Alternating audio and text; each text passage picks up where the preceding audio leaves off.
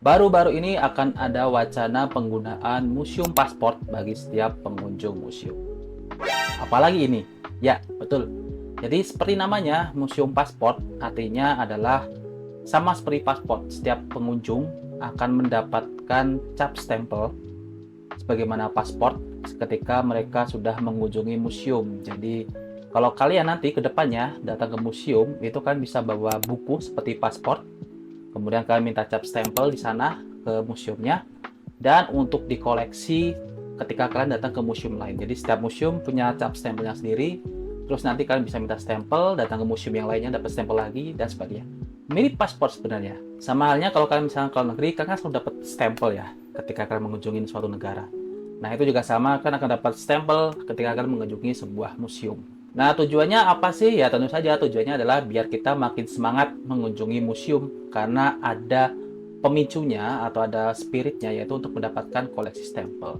Nanti bisa ditujukan ke medsos kalian, jadi bisa men-trigger orang lain untuk rame-rame. Jadi ini akan menciptakan sebuah tren baru. Efektif nggak sih? Nah, awalnya ketika membaca berita ini, saya juga mikirnya, emang bisa ya? Emang ngaruh ya bagi mereka mau gitu repot-repot ngumpulin stempel satu persatu? Ternyata ketika ada postingan di medsos itu, komentarnya banyak sekali yang menyambut positif karena mereka semua ingin mendapatkan stempel di setiap museum, kemudian punya paspor khusus untuk ke museum. Ini sebuah hal yang ternyata mereka pada mau loh untuk mendapatkan stempel di setiap museum untuk nanti buat buku paspor mereka masing-masing. Nah, karena memang katanya penelitian terakhir itu membuktikan bahwa anak muda, terutama milenial dan Gen Z itu mulai kembali menyukai sesuatu barang yang bisa dipegang secara fisik, bisa disentuh, bisa dibawa, bisa dirasakan, dipegang. Mungkin kalau dulu zamannya adalah serba digital, sekarang kayaknya rasanya orang sudah mulai pengen lagi kembali ke sesuatu yang fisik. Jadi ketika kemarin ada ide wacana kita bisa punya buku paspor untuk museum, mereka malah pada semangat ngumpulinya ini. Nah, ini mungkin menjawab kalian yang selama ini merasa apaan sih kalau misalkan ada anak muda ya posting sesuatu di medsos mereka kayak mah biasa aja, kenapa kalian posting seperti ini. Nah, ini mungkin adalah salah satu bentuk positifnya dari kebiasaan tren anak muda yang pamer sesuatu di media sosial, dimana ini adalah momentum mereka menunjukkan buku museum paspor mereka yang kemudian dapat men-trigger anak muda lain baik dari milenial atau Gen Z untuk kembali mendatangi museum, yang harapannya museum menjadi lebih ramai lagi. Dan akhirnya nanti apa? Tentu saja museum akan merubah citra mereka.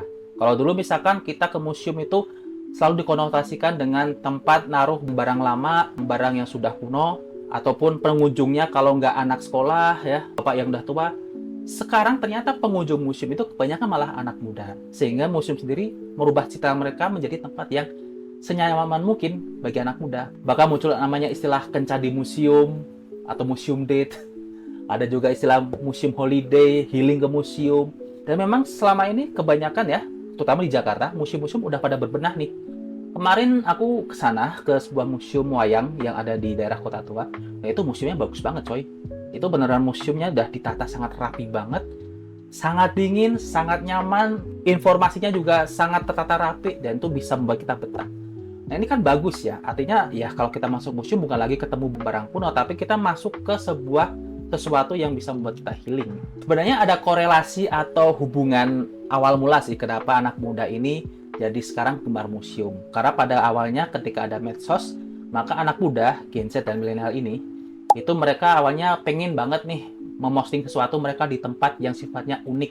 Awalnya mereka ke alam dulu, lama-lama mereka mencari sesuatu yang dekat aja nih di sekitar kota mereka, tapi sifatnya unik.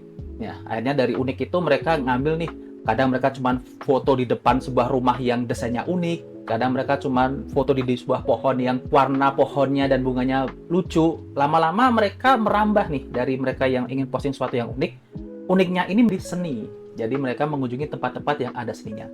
Makanya awal mulanya itu museum pertama yang dikunjungi oleh mereka itu ya museum seni terlebih dahulu. Museum seni, museum yang punya art ya, seni rupa, patung, lukisan itu didatangi oleh mereka. Kemudian mereka posting di sana, kemudian menarik anak muda yang lain. Nah kemudian konsep unik ini kemudian bergeser lagi, berkembang lagi menjadi sifatnya yang klasik atau retro atau sifatnya yang jadul tapi estetik. Jadi mereka datangi tempat-tempat itu, hanya itu banyak tuh rame kan tempat yang sifatnya klasik kafe-kafe lama tapi punya nilai seni. Unik yang awalnya dari seni berkembang lagi menjadi ke sifatnya jadul atau punya nilai sejarah ini merambah juga di museum. Artinya museum pun yang didatangi juga sama. Selain museum seni, didatangi pula yang namanya museum sejarah.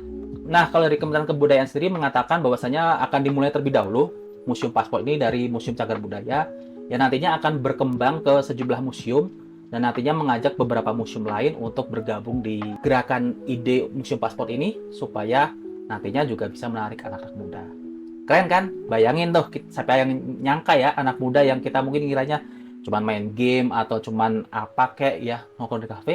Ternyata sekarang ini juga udah mulai nih merambah yang namanya museum. Dan museum juga menyambut baik. Museum juga melakukan pembenahan, menciptakan ide seperti Museum Paspor tadi. Nah, semua tren-tren ini harapannya sih tentang museum ini mengarah pada satu tujuan utama dari museum itu sendiri. Apa tujuan utama dari museum itu sendiri?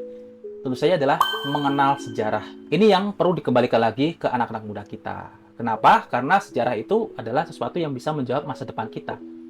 Mungkin zaman berubah, mungkin teknologi berubah, tapi konsep ide manusia itu dari tahun ke tahun, abad ke abad itu kurang lebih sama. Nah, kalau kita mempelajari sejarah ini, maka konsep ide manusia zaman dahulu, konsep bagaimana mereka menyusun strategi, mereka berdialog, mereka memutuskan sebuah keputusan, itu dapat kita kembangkan di zaman sekarang dengan cara apa? Mempelajari sejarah itu sendiri. Jadi harapannya nih, sekarang adalah tren, sekarang ada orang posting di medsos, tapi ujungnya adalah mengenal sejarah itu sendiri. Karena sejarah itulah yang membuat kita lebih bisa mensiap pada masa depan kita sendiri. Bayangin kalau misalnya kalian tahu orang-orang bule, orang-orang negeri itu seringnya kalau mereka tidak datang ke tempat wisata alam, mereka sering datang ke museum loh. Mereka itu sering banget gitu datang ke museum dan di sana mereka belajar bukan cuma foto saja. Mereka mempelajari apa sejarah yang ditawarkan di museum tersebut. Nah, ini kan menarik ya kalau misalkan nanti anak muda juga melakukan hal seperti itu. Dalam Islam sendiri juga penting bagi kita untuk belajar sejarah. Kalau kita pikir mungkin kitab suci kita, Al-Quran itu kan isinya juga kisah zaman dahulu, sejarah-sejarah nabi, sejarah-sejarah orang-orang terdahulu. Bahkan di salah satu surat pun juga dijelaskan ya. أولم يسيروا في الأرض فينظروا كيف كان عاقبة الذين من قبلهم Bahwasanya kita diminta untuk melakukan perjalanan, artinya keluar jalan-jalan dan mempelajari apa yang terjadi pada orang-orang terdahulu. Jadi ya kurang lebih sama lah ya dengan kita mengunjungi museum. Semoga bisa terlaksana Museum Paspor ini dan semoga beneran bisa menarik anak muda untuk datang ke museum, mempelajari sejarah, dan mempengaruhi pola pikir buat masa depan mereka sendiri. Mungkin ada yang bilang FOMO, mungkin ada yang bilang ini cuma nyari tren, tapi setidaknya ini adalah hal yang positif bagi anak muda untuk belajar tentang sejarah. Sekian konten kali ini dan sampai jumpa di konten berikutnya. Terima kasih.